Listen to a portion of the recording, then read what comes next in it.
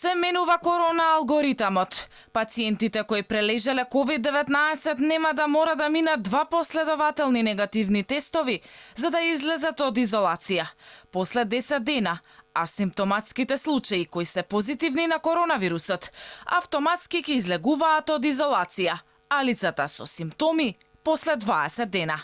Министерот за здравство Филипче уверува дека одлуката се темели на опсежни истражувања. Според мислење на МАНУ, понатаму препораката од Светската здравствена организација и ECDC, ние предвидуваме ослободување од изолација на позитивните пациенти без контролни тестирања. Согласно новиот протокол, позитивниот тест преку лабораториите стигнува во центрите за јавно здравје и во системот Мој термин, понатаму се дистрибуира до матичните лекари.